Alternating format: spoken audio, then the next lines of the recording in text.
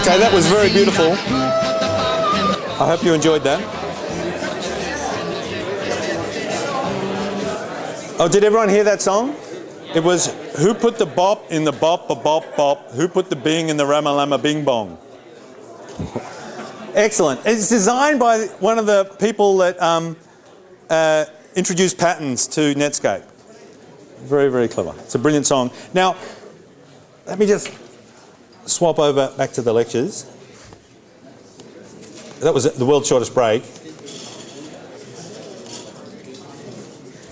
Oh no, where are my lecture notes? Oh, here they are.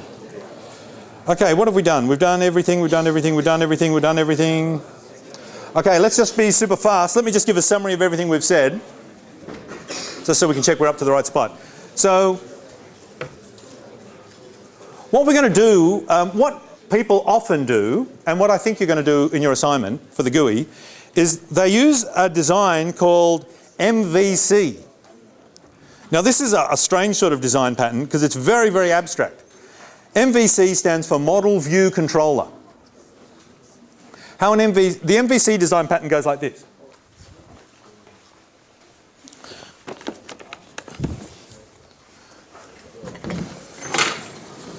Oh man, this just never ends. All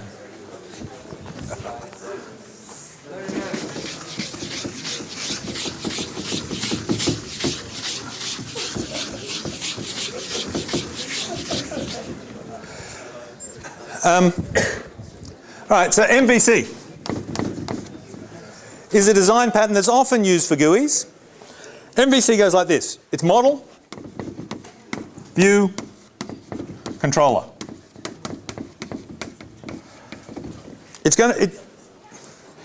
A GUI system has all these different components. It's got sort of a display aspect, and then it's got a user input aspect, and then it's got some presentation logic.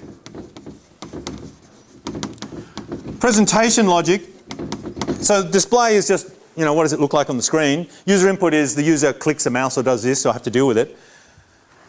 Presentation logic is things like, if they're winning the game, I'll blink the screen. If you're currently on the game and you're winning, I'll make your screen blink green, say. And if you're about to lose in the game, I'll make your screen blink red. And if you're really close to losing in the game, I'll make it blink really fast red to alert you to the fact you're about to lose, and you have to change quickly. So that's a bit of logic. You have to analyse the game a bit and work out if you're close to winning or losing, but then you have to control the view, the blinking red. Obviously that won't make any sense for a text-based thing or something like that. So we call that presentation logic. It's not really game logic, it's just something that controls how we run the overall presentation. So we've got display stuff, we've got user input, we've got presentation logic, and then we've got the domain logic. The domain logic's, you know, like the rules of the game and how we maintain the game and how the constraints on the various fields in the game and how everything interacts. And then we've got, what else do we have? Then that gets stored somewhere. Then the data has to be stored somehow. The game data. So the domain logic presumably interacts with the game data. So that's 5 bits to a GUI.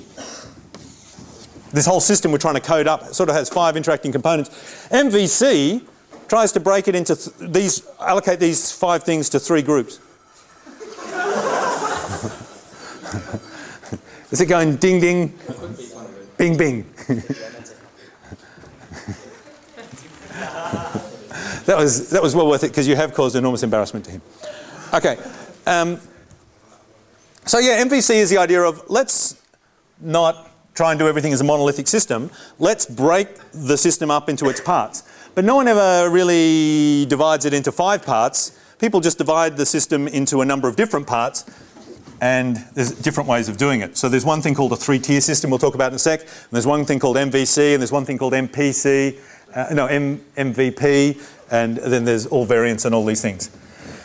But, you know, really who cares? I just want you to understand the general idea, which is we want to have some separation of concern. And our main separation we want to separate is we want to separate the view from the logic. Yeah?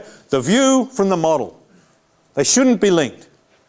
We would like to be able to change the view independently of the model. We'd like to be able to change the model independently of the view. So what's happening underneath should be able to change independently of how we choose to display it. So that's the main separation we want to get. So MVC often looks like this. You've got your view over here. You've got your model, which is the data over here. You've got your controller, confusingly drawn in the middle, because this is the main thing we want to separate here. You draw this in the middle because no one really ever knows what goes in control. So the standard sort of observer thing we'd set up is, does the model talk to the view? Does the model talk to the view? Does it? No, the model shouldn't talk to the view. Does the view access the model? No. Well, actually under MVC it does. Under 3-tier it doesn't, but under MVC it does. The view, the model indirectly talks to the view in that it alerts it when things have changed. Because using the observer pattern, the view observes the model. It alerts it when things have changed, then the view queries the model by calling its methods to work out the values of the fields, and it displays them. And that's for the output. But on your GUI there's also input fields where you can type stuff. And under the MVC, any input stuff gets sent up to the controller. And the control works out what to do. Does the view talk to the controller? Normally not. Normally the controller will wait on things, and when it finds that something's changed or needs to change, it'll talk down here, and maybe we'll query the model to work out what to do. So maybe it'll find out, oh, someone's clicked the mouse. It's been listening on the mouse. Find someone clicks a mouse, so it takes over and queries here to find out where the mouse was clicked. And then it does some logic to work out how it should change things. Oh, I should close that little pull-down menu now because they've clicked outside it, and they've clicked over here and that's changed something, so I should update something over here. So we don't get changes here directly going to here. Instead, the view talks to the model via the controller. That's the standard way of doing things. The domain logic and the data normally all lives over here. The display lives here. The user input and the presentation logic sort of live up here. And there are all these different variants of it. And you could go completely mad because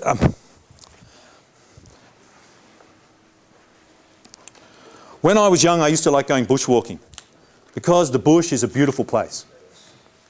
And it was very nice. And I used to have a friend, and I once chatted, a friend of a friend, and I chatted to him once. We were doing a walk in Tasmania together, and he said, have you done this walk? And I said, no.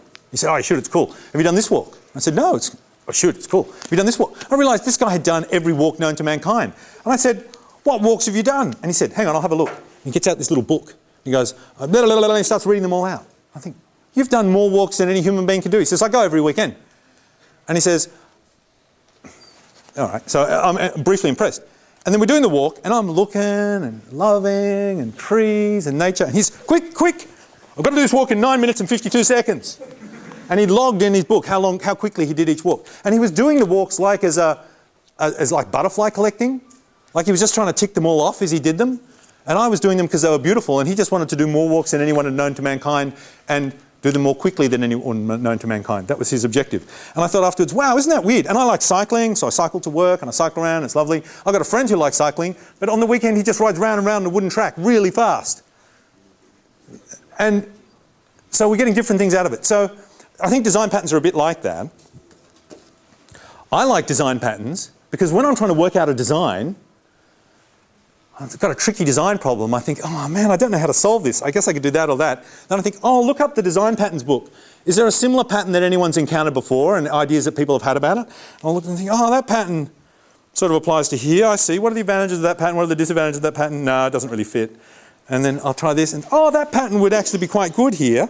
All right, I'll try that. So for me, the patterns are to solve a problem. I have a problem, I use a pattern if it helps me solve the problem. But some people like using the patterns because they just want to have used every pattern that exists by the time they die. So they say, oh, we're writing this system, we'd better use this pattern, this pattern, this pattern, this pattern, this pattern, this pattern, this pattern. And they start forcing all these big, heavy patterns onto a really small problem, and it's really disgusting and horrible. And similarly, some people are really obsessed by what a pattern means. And MVC is a real classic. Whenever you talk about the pattern MVC, what does it mean? And someone will say, when it was first used in Smalltalk, in Simula, I've run a version of Simula on an emulator I have at home, and I found that there was actually, hang on, there was actually some information flow going this way. So the MVC pattern historically really should look like this. And then someone else will say, yes, but I don't think MVC should be like that. MVC, when it was written down by the guys in the design book, they meant it to be like, and everyone starts talking about what MVC should be. And I think that is madness. It's just 3 letters. God didn't create it. It's not written on a tablet. It just means whatever you want it to mean. And what is that nice idea that will help us solve this problem? So a lot of people obsess about, is this MVC? Is that MVC? And to them I say, piffle. I don't care what MVC is. This and that are both interesting ideas. I'd like to look at them both, work out their strengths and weaknesses, and I'll do the right one. Similarly, Microsoft's come along now, and some other people, and they've started talking about various systems and saying, that's not MVC, that's really MVP. Well, they have a presentation layer. And now, all the presentation logic all happens up here now. And they move things around. And the user input happens somewhere else. Maybe it's back down to here. Nah. I don't care what's MVC and what's MVP, and I won't ask you in the exam what's MVP or MVC. But I do want you to know the different patterns that people use and the advantages and disadvantages of them. Example, when I was a little boy, I used to do lights. I love doing lights. Theatrical lights make me very, very happy, lighting stages and shows. And we always did it the same way. And then once, and the same way was we'd divide the stage into little areas. We'd put 2 lights on every area. We'd make the areas overlap slightly, so walking from one area to another there was no change in intensity of light. We'd cover the whole stage in this little pattern with the small number of lights we had in our very poor school. And then whenever we needed to just highlight the middle, we could turn off the side areas and the general wash lights would do the middle part. And that was our standard way of doing lighting. And then once we went to the Seymour Centre to help someone rig lights for a show at the Seymour Centre, and they gave us a lighting technician, he had to do all the lights. And my friend came to me afterwards and said, do you know how they do lights at the Seymour Centre? I said, what? How do they do lights? He said, they've got millions of lights. We only had 20. He said, they've got millions of lights. He puts them all in a big line, and every light covers the whole stage. And then he just turns them all on. We all thought about it. Oh yeah, okay, that'll work, because then every light's covering everywhere, so there's no transition bits that we have to worry about when you move from one zone to another. And there's some viewpoint problems if all the bars are at the back. The audience are sitting here and there's a stage. There's viewpoint problems. People sitting in these little triangles here, but you can put extra lights out here. And we just started thinking about it. And at first we thought it was the most ridiculous idea. But the guy said, it's because he's lazy, the lighting guy there. He never wants to change the lights. So he set them all up so every light covers the whole stage. And whenever a show comes on, he won't let them do anything. He just says, the lights are done. Every light covers the whole stage. You get a beautiful wash. Everything's light. And so we laughed about it and said, ha ha ha, what a joke. But we remembered it. And later on we were doing a light show somewhere and we had to do it really quickly. And we had some little areas and we had a few extra lights than we normally had. And we had to do a sort of corridor of light. And then we had this general wash we had to set up and all these things. And we're looking at the lighting bars and trying to work out how to do it. We couldn't quite work out how to divide the stage into the areas we wanted. And then my friend said, you know, we could do a Seymour Centre on this. We could do a Seymour Centre and then just put 2 of the profile lights on the side to give us a corridor of light. Because we've got enough spare lights to do that. You're brilliant. And I said to my other friend, all right, we're doing the Seymour Centre. You do that, you do that. And everyone did. So we had this language of design that we could talk about lights. Instead of saying, this light goes here, this light goes here, this light goes here, we'd seen this design pattern that was generally pretty useless, the Seymour Centre design, and we'd laughed at it at the time, but it was just what we needed for a particular job. So that is what I hope these programming design patterns are going to be like for you guys, that as you go around through, and whenever we go to shows now, we always look. We always think, oh, like I remember, for example, Barker did a terrible, did anyone hear from Barker? They did a terrible lighting job on a play called Up for Air. And they did it because they did it in separate areas, but where the areas overlapped, they didn't get the overlap quite working right, and because it had an even number of areas, it turned out all the key points where actors stood were more or less always at the intersection of areas, which was where the lights were worse. So we used to laugh about that and call it the Barker pattern. And say, don't do a Barker! And then we saw a funny show down at Killarney Heights. Has anyone seen Killarney Heights? Anyone here from Killarney Heights? They did Jesus Christ Superstar back in the 80s and before you were born. And we laughed at them because their lights were, they had a follow spot. And instead of just using it for highlights, they had it on the whole time, just following the main guys who went around. And it was really awkward because he would move so quickly and the follow spot operator could never keep up, so he was always walking out of the light. So it was actually distracting. But it was also a joke because the emphasis of the follow spot was lost.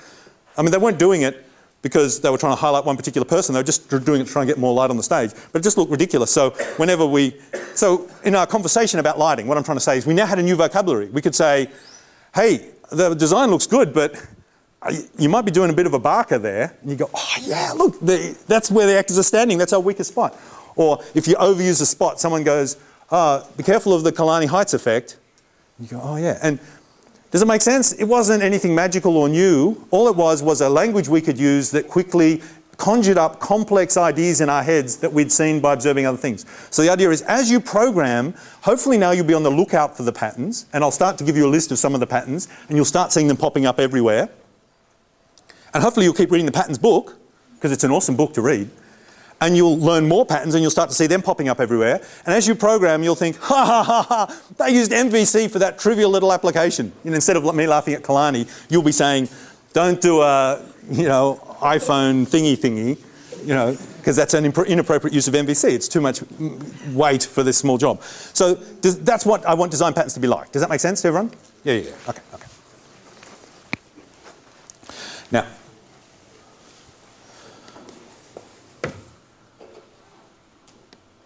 okay, I was going to talk about three-tier architecture, which is another way of doing this stuff. Let's not talk about that. You can look that up yourself. That's a challenge for you. Look up three-tier architecture, because that's how often people design GUIs, or GUIs based around web interactions. They often do a three-tier architecture. So look it up and see if you can work out where these 5 things go and why they allocate them to different lumps. They do allocate them to 3 lumps, but in a different way to us. And they have a different interaction diagram to the one we have. So look it up and see if you can see the difference. And that sounds like a really good exam question to me too. And ask me questions if you don't get it. But I think you'll get it straight away by looking at it. You'll think, oh yeah, that is a different way of solving this problem. And then obviously the next question is to ask yourself, is it a good way? Is it a bad way? What are the strengths? What are the weaknesses? When would I use it? When wouldn't I use it? Okay, now I want to talk a bit about a bit of Java syntax, which is packages. At the moment, we're not making use of this Java facility called packages. We're currently doing the thing where every file contains exactly one class, and that's the level of granularity we've got. But Java's quite cool. It gives us another level of granularity, because you can see sometimes that's good, but sometimes that's not what you want. Suppose me and George, are a design team, and we're writing software to play Roma. Play Roma. Good man, thanks. You're the one with the ideas. I just fetched the coffee. I like that. It's got a nice aroma. Bing! Okay. So we write a whole lot of code. We write maybe 50 classes to play the game of Roma. You guys want to use our Roma code because you've got a website that lets people play games with each other from around the world. They sign up, log in, you get matched with players of similar strength, then you play the game for a while and you record the results and you keep league tables and things. You don't want to write Roma, you want to use our Roma. Can you see then that when George and I are writing, we're writing classes and we're seeing each other all the time, we're talking all the time, we're working closely together. We're writing classes and we know what those classes are for and we can communicate about them. But then once we've released our code in the wild, other people will be using it. Maybe you don't do it till 3 years later. Maybe we never get to talk. Maybe we've both been hit by a bus by then. Yeah. So you want different level of visibility. At the moment we're getting nice encapsulation with classes. That's giving us public and private, and that's encapsulating things that class needs to know inside the class. Things the outside world need to know are visible. We say they're public. But maybe there's some things that I'm happy for me and George to know about, some classes here that we should see. But when we finally export Roma to the outside world, maybe we only want people to see 1 or 2 classes. You know, some sort of general way of interacting with Roma and another class that somehow renders results out or something like that. And then maybe some way of making moves through some move sort of making class. And that's it. And all the little helper classes we write to make our game work, you guys don't need to see, and we don't want you to see because of all the whole problems of encapsulation. You remember? Once you make something so people can see it, you're morally obliged to support it indefinitely and keep it going indefinitely, and we now can't rewrite the game and shed those classes because someone might be using our game and relying on those classes. So in a sense, we probably would benefit if there was another visibility modifier, which there is, which lets us designate some classes as private, so other classes can't get hold of them at all. Some classes as public, so the whole world can get at them. And some classes are public for me and George, but private for everyone else. And Java has, as well as public and private, And have I also told you protected? I've told you protected and told you it's a smell. Yes? Yeah. So as well as public, private and protected, it has another one. P, P, P, what do you think the other one is? Yeah, nothing. It didn't give it a name. If you don't give it any name at all, you get the fourth one. It's like a hidden thing. It's like an Easter egg. So instead of saying public or private or protected class Fred, you just say class Fred. And that's often known as default access. And default access means visible to everyone inside your package, invisible to the rest, private to everyone in the rest of the world. So we need to be able to lump our classes together into a package. So we'll get all our stuff about Roma and we'll put it in a package called Roma. And then all the classes inside the Roma package can see these default things, but you guys can never see them. You can only see our very few public things. So I guess our tendency will be to make things private whenever we can. If we can't make them private, then we'll try and make them default, and we'll only make them public if we really have to. And protected smells. So we'll only do protected if we want to really annoy our tutor, or we've got one of these really rare cases which doesn't happen as often as you think where it's the right thing to do. And you'll have to weigh that up yourself to see if it is the right thing to do. So how do you put things in a package? How do we arrange our classes into packages? Well, let me show you. I've got some actual code here.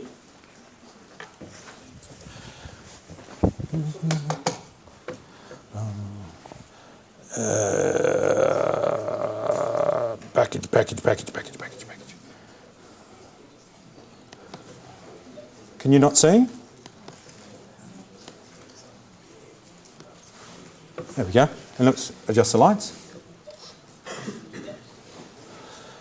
And let's look at a demo GUI. We're about to write our demo GUI. There's a GUI tutorial that I've given you a link to, but I thought I'd explain some of the bits of it, some of the more interesting bits, just so it makes sense to you as you go. So I've got something called a GUI, show GUI.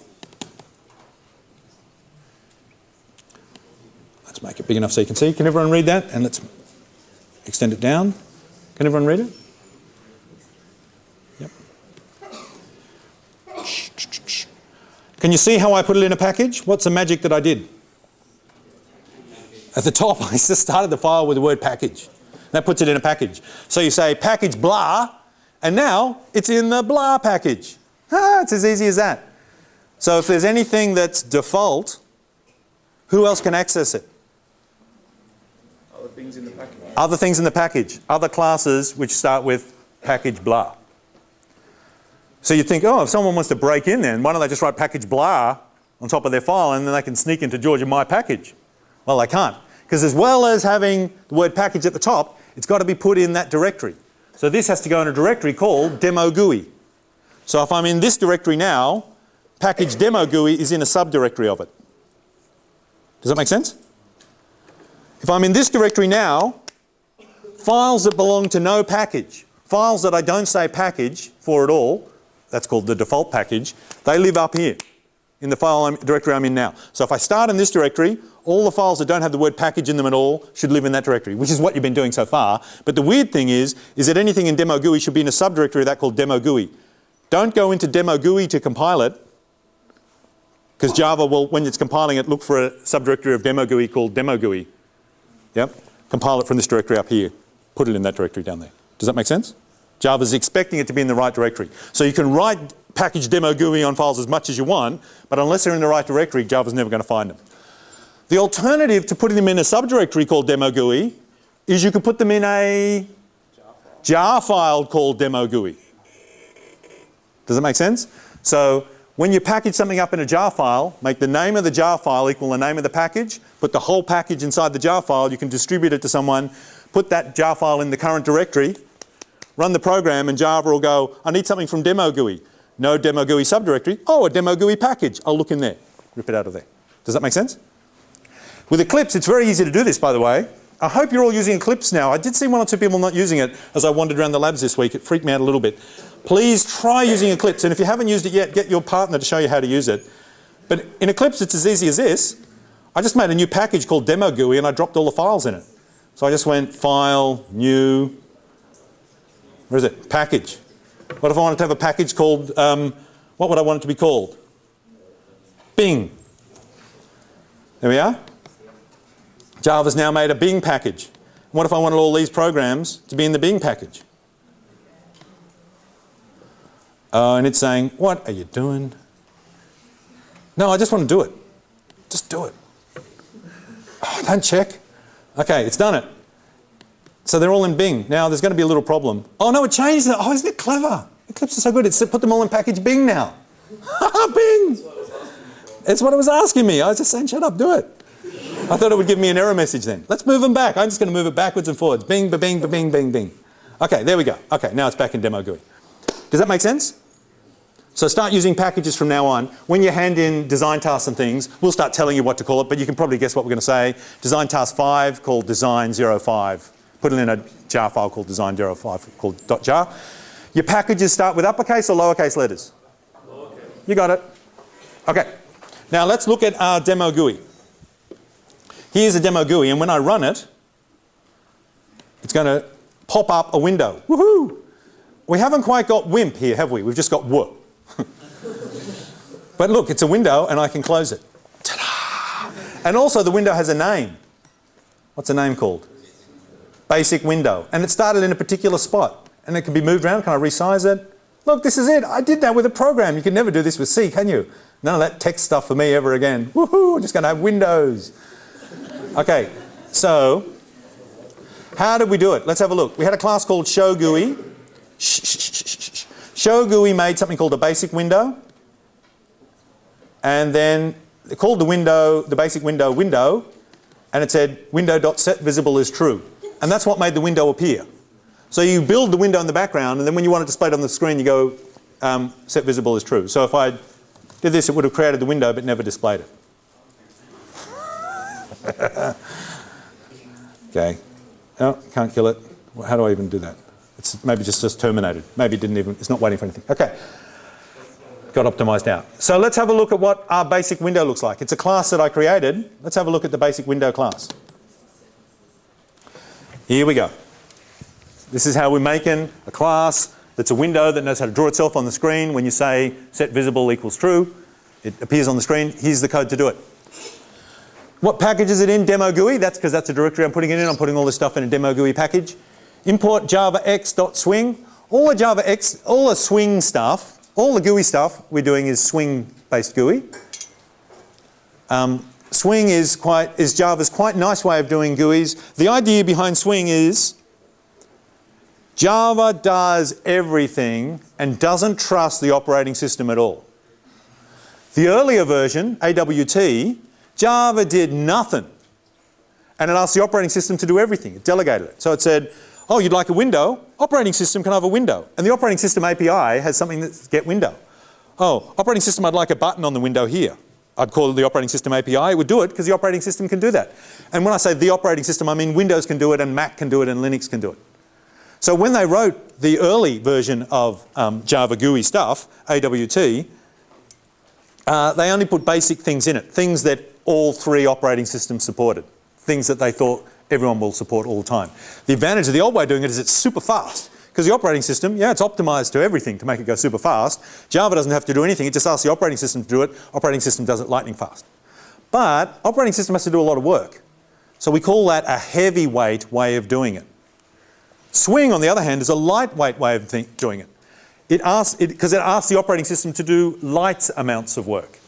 Instead of saying to the operating system, give me a window, when you ask for a window, Swing says, I'll give you a window, and it draws a window itself, and it works out how to draw it, and it works what it looks like, and then it just says to the operating system, color this pixel this color, this pixel this color. Yeah. So it's directly interacting with as closely as it can with the display, and it's not asking the operating system to do any windows, icons, masters, or pull down things. It does them all itself. Advantages of Swing are, it doesn't have to do the lowest common denominator thing now. It can think of widgets that no operating system supports and sticks them in. Second advantage is all operating systems are now sort of treated uniformly. So before, you'd ask Windows to give you a window, it'd look like this. You'd ask Mac to give you a window, it'd look completely different.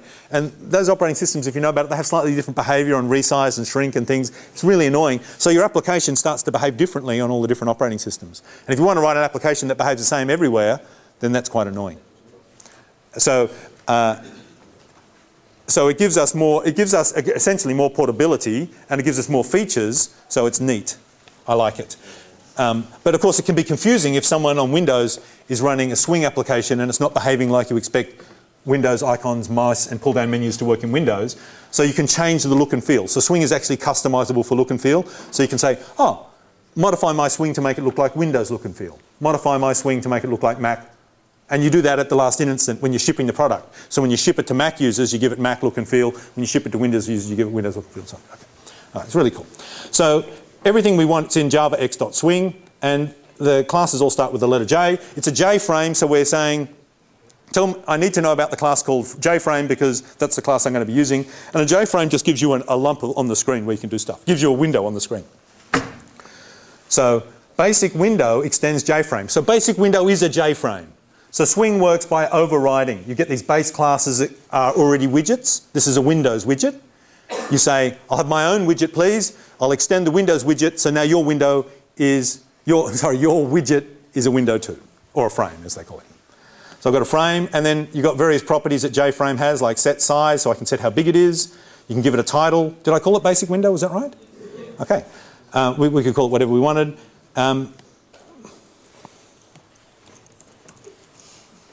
And you can set default close operation. When they close it, what do you want to do? I want to exit the whole program when they close it.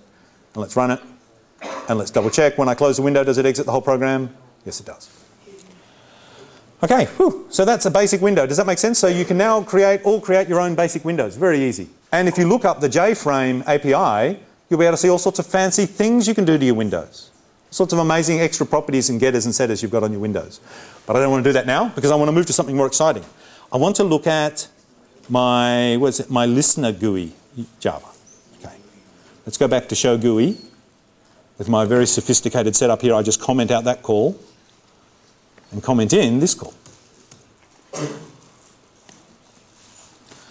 All right, I'm going to create something called LG, which is a listener GUI.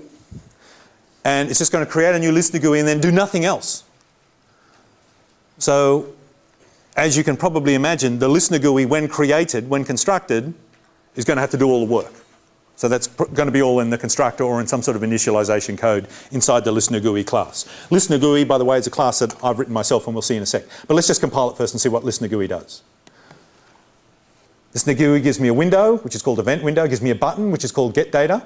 It gives me a list on the side, a display area where things can be displayed. A list of data can be displayed, one item per line. So if I give that a list, if there's an underlying model for that widget, So this is, I was just about to point on the screen. I'll point up here. This is the same thing. Can you see it's the same thing? I was about to point here, and that would be stupid. I'm pointing here. This is just like, this is the real thing. This is the model. This is the view of the model. Okay, it's the same thing. That I'm trying to say now, that here we have a view. This box here is a view of the model, which is an underlying list. The list is the real model. Yeah. That lives in memory somewhere. It's stored in memory somewhere. And this will display it up here. So this is a model of what's happening in memory. That's something I guess I don't think I've explained clearly enough. I'd like to take a second to explain that a bit more. Have you noticed with GUIs that we've got some duplication? That if on the screen you store interest is 0.1, that's what's literally displayed on the screen. This is what my window looks like on the screen. Yeah, there's my keyboard. It's getting better over time, isn't it? It's a Mac now. It's all curvy. Okay. So that's literally displayed on the screen. Then over here in memory somewhere is stored 0.1.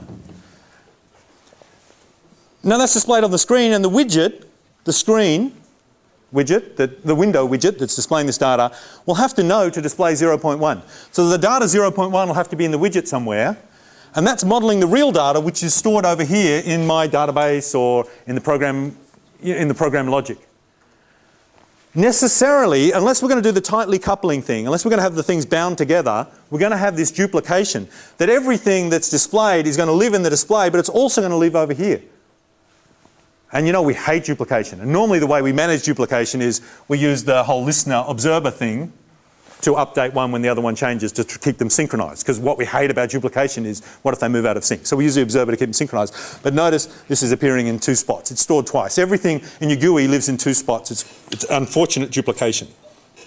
So let's go back to here. So I'm going to display on the screen the data that's stored in the underlying model. The underlying model will be a list, and this is going to display the list. Okay. Now, what happens when I get data is I think I just sample the time and I write hello or something, and I just splack it up in the window. Okay. And if I press it again, oh, just looking at the time up the top, you see it's about to change because I stupidly didn't put seconds in.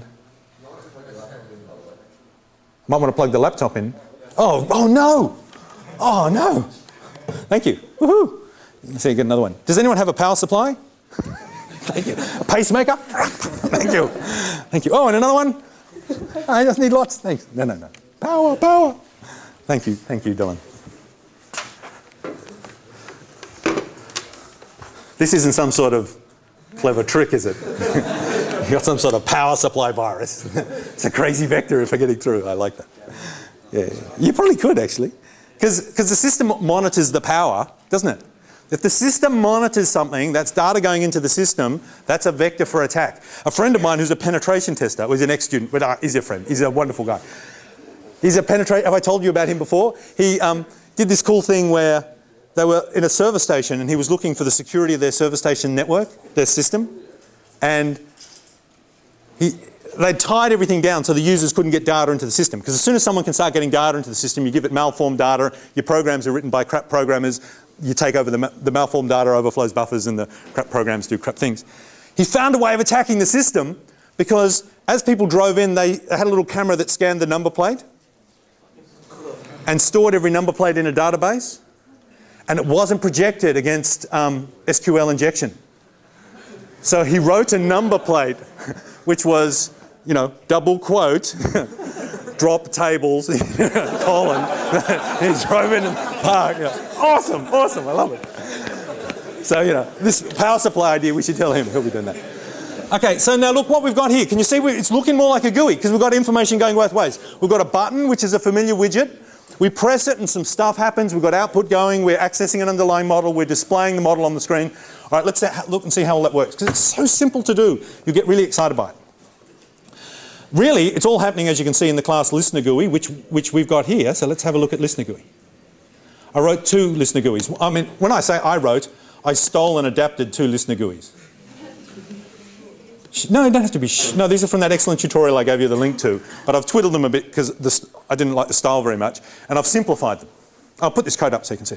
Here's my listener GUI. As you can imagine, it's got to be in the package demo GUI because I want to keep it all together. The only class it's going to use is something called default list model. Blah. What does that mean? Well, we're going to have a list of data that we're going to display. They're the words that get displayed in that box. That's called a list, so it's going to keep track of those words, and it can add extra words to the list, and then something will appear further down in the list. So we've got something called model, which is going to be a default list model. So you could look that up somewhere.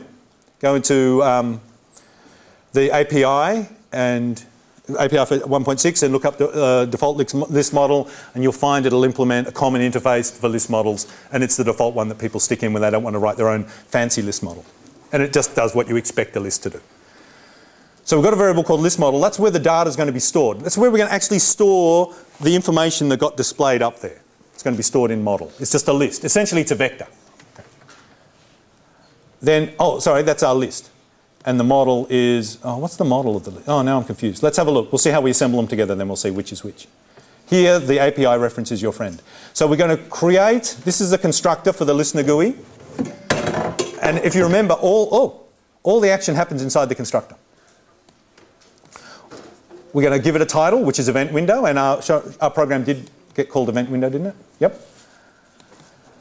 Then we're going to make a panel, which is just making a new J panel. That's a standard thing given to us. Now, a panel is interesting. You've got a window. Yeah, that's our J frame. You could write stuff on the window, but you've got to be a bit fussy when you do that. You've got to actually say, tell it what pixels everything's got to be drawn on and how wide it is, and you've got to do all the layout and arranging yourself, because that's what a window is. It's just a blackboard, and you have to do all the arranging yourself. But if you want, you can place on the window something called a panel. And a panel is like a little window that sits inside the window. It doesn't have edges around it. An area that sits inside the window that has an arranger attached to it. It has a layout manager attached to it. And then if you say, put this in the panel, put that in the panel, put this in the panel, put that in the panel, you don't have to say how to put them in. The layout manager will go, oh, I'll put that one there. I'll put them in the order you've given them to me, and I'll arrange them nicely so they don't fall on top of each other and things like that. And you can put different layout managers in. There's one that arranges them in clockwise order, and there's one that centers everything, and there's one that does this. And you can write your own layout manager if you want to have a particular way of managing the layout. And if you don't want to think about it at all, you just give it the default one, and it does the default thing, and that's why it's so easy to knock something up really quick. So we're saying, give me a new panel, called panel, and we'll make the layout nothing. We'll give it no special layout. We'll set its layout to be the default layout manager. Then we're going to make a list. Okay, so a list needs a model. Okay, so what we've got here is, now we've seen how it's built, we know which is which. The list is the widget that's displayed on the screen. It's displaying the data that's stored in the model. Does that make sense? So we give the widget a reference to the model, and then when the widget wants to know what's in the model, it queries the model. That object, it does get methods on that object, finds out what's in the model and displays it on the screen. So that's a list. It's going to display all our information, and here we've given how big it is, how big we want that area to be on inside the panel, our list zone. So if we change the coordinates here, say for example, and made it amazingly big or small, or one of the dimensions small. This is size, presumably. Presumably this is starting size, and this is width and height. Let's have a look. Our list now should be tiny. There we are. So we only made it 20 wide instead of 220 wide. All right, now we're going to make a button, and there's a standard widget for buttons, a J button, and we'll give it a name, which is get data, and that's what was displayed on the button. And, oh, we're nearly finished. Now we're going to make a listener, and this is the interesting thing, and then we'll finish. We're going to use the observer pattern, remember? We want to have something so that the GUI needs to know when the button's pushed, because when the button's pushed, it has to update the list to display the new information. How does the GUI know when the button's pushed? Easy. We say, the controller, the one that does the work, the one that updates the list, we say to that controller, I want you to wait on that button. Or actually we say it the other way around. We say, button, this controller is waiting on you. It's observing you. It's listening to you. And when the button gets pushed, it just contacts everyone that's listening to it saying, hey, I was pushed, man, you deal with it. And then everyone wakes up and does their logic. Okay?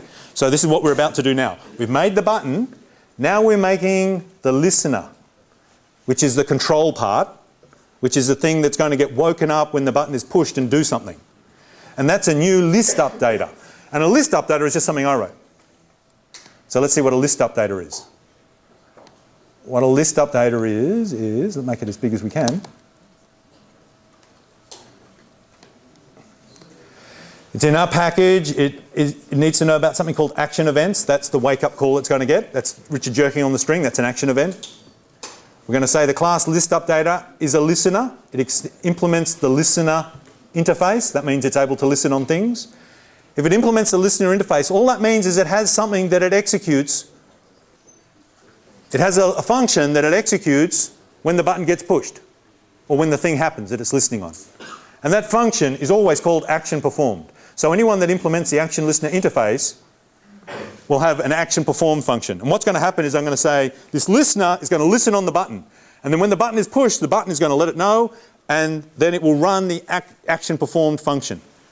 That's the magic that happens. That's the observer pattern happening here.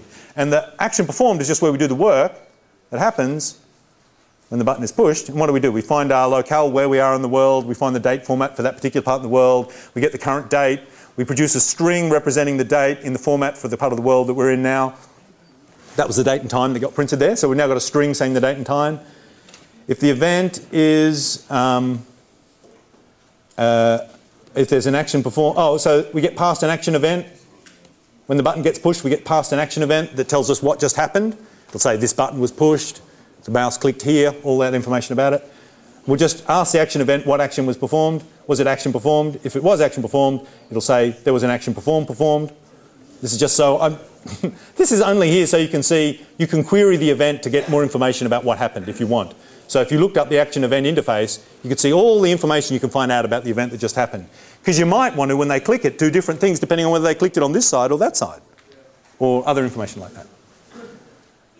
All right, so now we know the button's been pushed. What do? We add to the model the string time plus we add the time on. And then we add to the model the name of the class that we're currently in, followed by source. And that gets added to the model. Now, as soon as something gets added to the model, what's going to happen? Who's the model going to contact? The viewer of the model. Now, who views the list model? Remember the list widget viewed the list model? When we created it, we gave it the model that it was viewing. So when we change the list, it'll tell the underlying list widget that things have changed, and the list widget will redisplay the data. So here's the 3 strings that we appended together and sent into the model, and you can see they get printed out accurately. And if we keep pressing it, we keep adding it on. Okay. Whew. I will make this code public so you can see it. The only reason that I did this rather than just letting you look at the tutorial is the tutorial, when they created this list updater, they created it inside the GUI. There's a class inside a class. By all means, look at their code and see what they did. It's called an anonymous inner class. They made a class on the fly, but I suggest you do it this way. Make an explicit class the way we know how to do it. Okay, so I'll put this code up and you can copy this. What's the spec change?